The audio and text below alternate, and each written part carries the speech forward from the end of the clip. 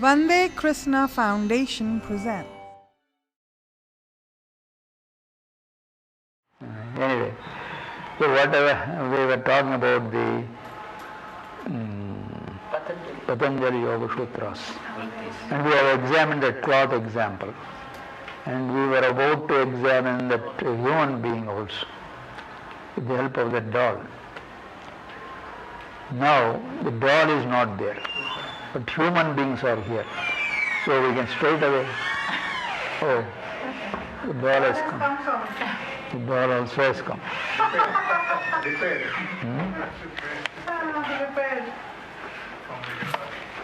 Yes. The doll also has come, but we will make use of human beings. How did he come? His friend comes. His friend. His Huh? friend. His friend. His friend. And he's a singer also. Very good. So, we take the human being himself, because there are many human beings here, and we take away their head, suppose, and hands and legs also, and the torso, the body, and keep all of them in a bundle. All the organs are there, but where is the human being? They are there, organs. They are real. Each one of them you can touch, feel, but where is the human being? Oh, if you add all these things, they say. Who is adding? It is the mental idea, that's it. There is no such thing as human being in the world. Organs are there. They are taken.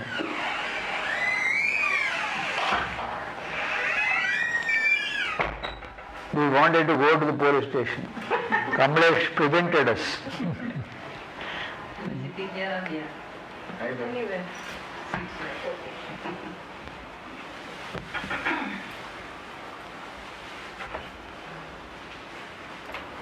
So, organs are there. Now let us go still further. We take the hand, and the hand is there, it appears. But then actually what is it made up of? You see the skin is there, muscles are there, the bone is there, and blood vessels are there. So we have removed all the parts. But where is the hand then? Hand also you must place it, no? There is no separate thing called hand. Hand is a name given to all these parts put together, and who is putting together? It is the mind that is putting together. It is only an idea. And then you examine each of them, skin. There is no such thing like skin. Only cells are there. You can see them under the microscope. Muscle, you put it in the microscope, again cells. Bone, blood vessels, they are all made up of cells. Cells are real. You can see them under the microscope. Anybody can see. Not necessary to learn biology or anything like that. If you have got eyes, if you have the microscope, you can see. Tomorrow I will show you what cells are, not in the case of human being, but in the case of onion. Because you have to make some preparation. You have to take your skin, make it suitably prepared and put it under. We will agree for that. But in the case of onion, it doesn't complain. So we skin it and put that skin under the microscope. You will see the cells there, very clear. But you must magnify it 150 times or 100 times. Then only you will be able to see those cells. Now we have examined the cells also, the scientists. They found that it is all made up of protoplasm. Protoplasm means first living substance in the world. And all bodies are made up of protoplasm, including human beings. And they examined the protoplasm also. They found that it is made up of several molecules. And each molecule is a group of atoms. Now they wanted to create life. Because life means protoplasm for the far they are concerned, physically. So they put together all the chemicals. Nothing happened. No life is coming out of it. Life comes out of pre-existing life, not from non-living things. They thought so. And they thought we are not ordinary people, we are scientists, we can do anything, and they put them together, all the chemicals. But nothing happened.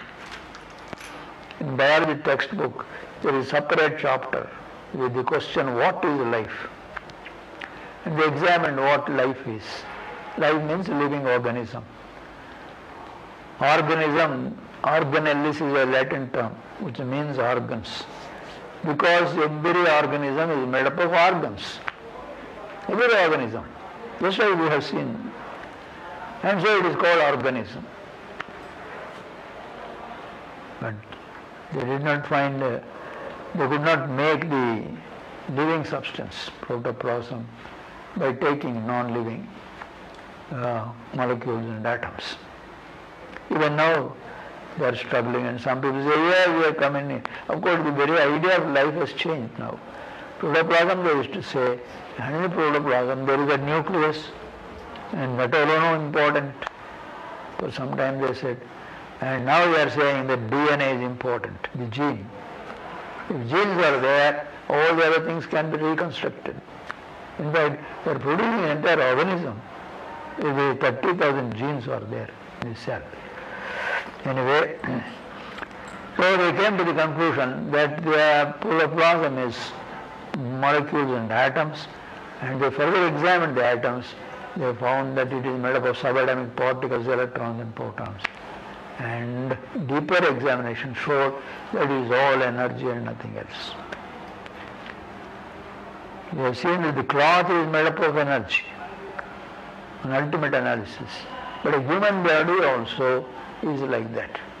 It is made up of cells and then molecules, atoms, subatomic particles, electrons, protons, and then finally energy. This is the conclusion arrived at by the scientists after 2000 years of research.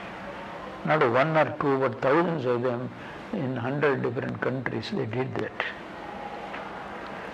So what is life is the question, and the answer at the end of so many years of research by so many scientists is life means protoplasm is equal to atoms and molecules is equal to energy plus something. Plus something. Because energy is there in non-living thing also. The chair is made up of energy. And the other thing, energy. And there is difference between the chair and the human being. Because the living thing, however small it may be, has got the ability to reproduce. And it does life functions such as respiration, nutrition, growth, etc. And above all, reproduction. It produces of its own kind. But the chair doesn't do it. Even if you ask for 1,000 years, it will not produce another baby chair. No. I tell you, I don't know how to do that, it says. Whereas it is a living thing, no. Whether it is a dog or a pig, whether it is a bacterium or a whale and elephant, they produce their own kind. Exactly similar babies they produce. So that ability is one of the important characteristics of livingness. And also the ability to change. Some of them can change their own characteristics because of environmental effect or some other changes called mutations and so on. So this is the present situation. They have examined all matter in the world, living and non-living. They have found that all of them, without exception, the bodies are made up of energy only. But in the case of living bodies, there is something more than the energy. That intelligence is there. What is that intelligence? We can create artificial intelligence, they talked about it.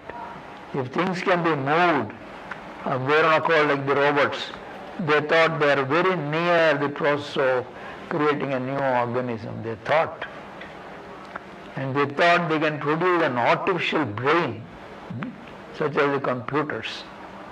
But nothing was a satisfactory answer, because the computer can solve problems which are fed into it. See, the human agency is necessary there.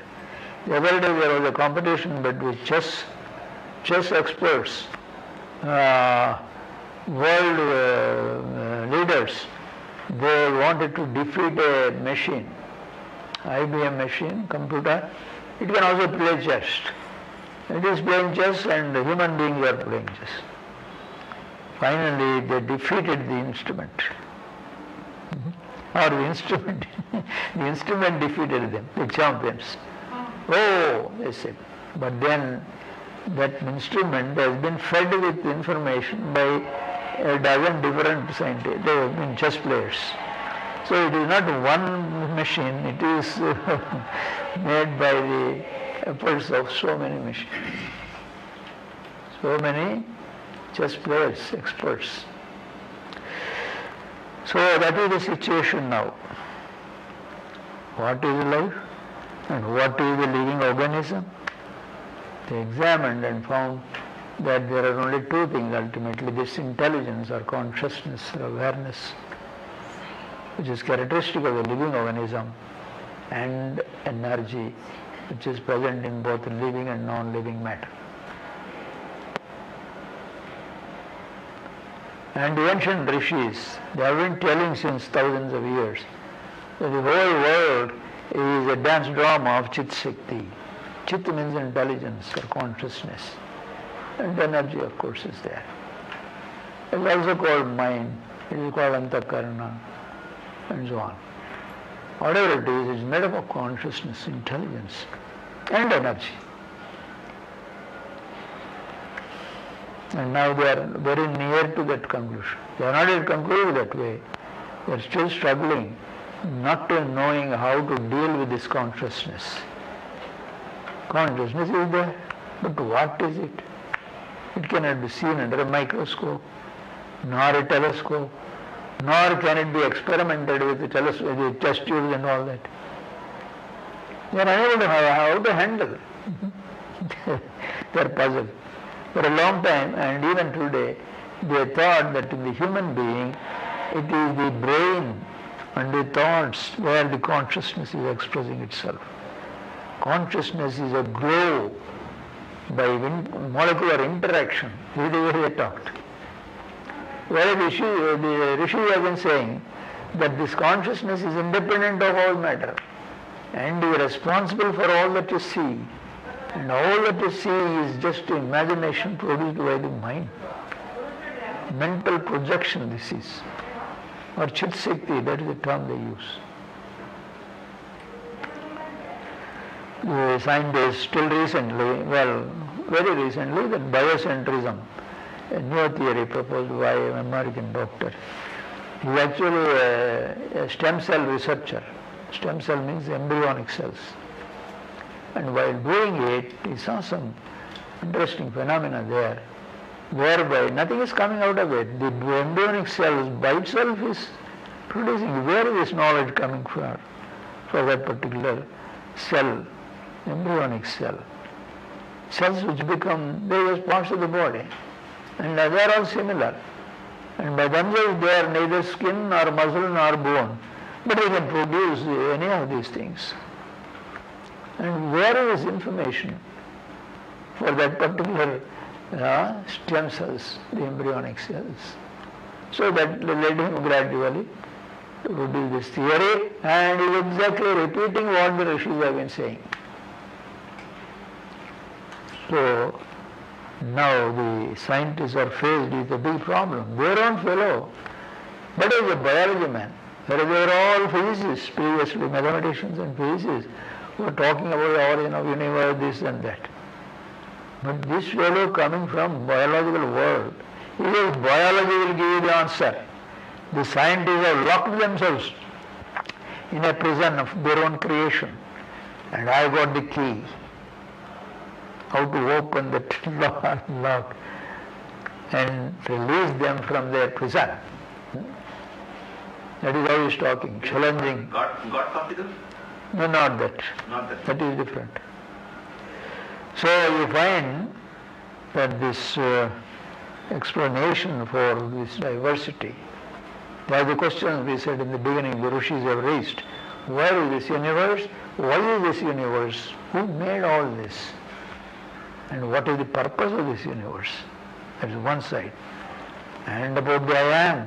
Where was I before my birth? Where will I go after my death? And what is the purpose of this life? Only eating, drinking, marrying, producing children, and then dying with a disease. Is that the purpose of life? How ridiculous. And so, raising this question, they wanted to find an answer. They struggled for hundreds of years, they say, and how they could live hundreds of years. Now, finally, they declared that we have found the answers for all the questions. And we have found the secret of life, secret of this universe. And this is it. There is a mysterious, extraordinary being. And the being is a nameless, formless being. It is infinite. Nobody can understand it. We have also not understood it, but we know that it is there. Knowing, being and knowing is the nature of that particular thing. And they also discovered the nature of this I am. This I am is related to that particular universal being. This I am also is being and knowing, only on a small scale. It is like a small wave in a big ocean of awareness or consciousness. And everything is coming out of that. So that is what they described. 108 Upanishads are there. And all of them, only this Satchidananda Parabrahman is described. And Om is the only mantra, Pranava Maha Mantra, which they said will lead you to the knowledge of that Brahman. And remove all the negative things, the sinful activities you might have indulged and the results thereof. Only one thing. More than 35 Upanishads, they talk about various aspects of, how should you pronounce and so on and so forth. And Bhagavad Gita, which is said to be the summary of the Upanishads, there also you find the same thing. You talk about Atma, Paramatma, and about its nature, and instructs Arjuna that with that pretext, Ramana Maharshi is instructing all humanity regarding the ultimate truth in this universe. So those people, this is what is called Jnana Yoga, what we are doing. And those who follow the ashrams, like the Kailash ashram in Rishikesh, they do this prasthanatrayam. Prasthana means yatra. You're going. And prasthanatraya, if you want to go, these three things will help. Brahma Sutras, Upanishads, and Bhagavad Gita. All Sanskrit. And they repeat the Sanskrit slogas and the commentary and the meaning.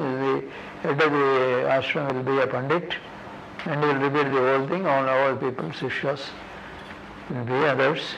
Anybody can come for those classes. No fees, no application. Anybody can walk in and sit and hear. And some students are there.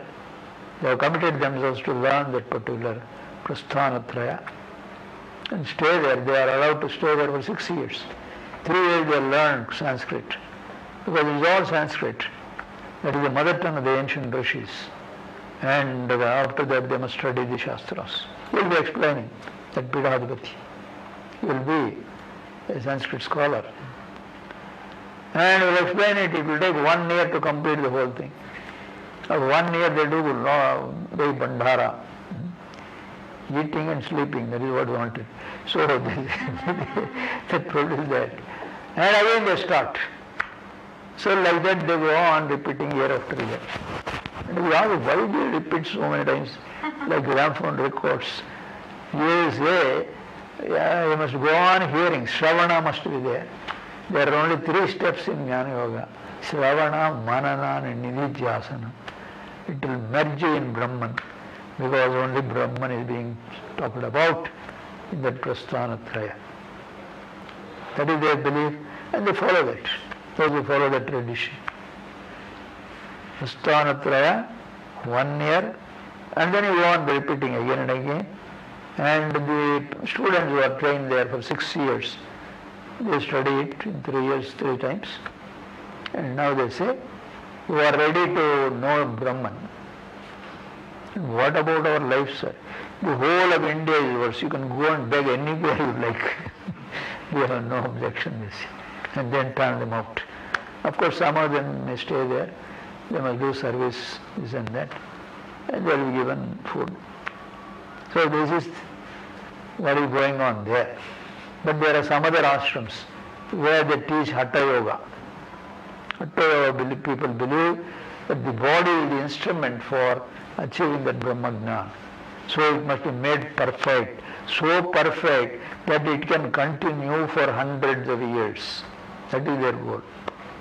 And they clean it. There are methods by which you can clean the body entirely pure.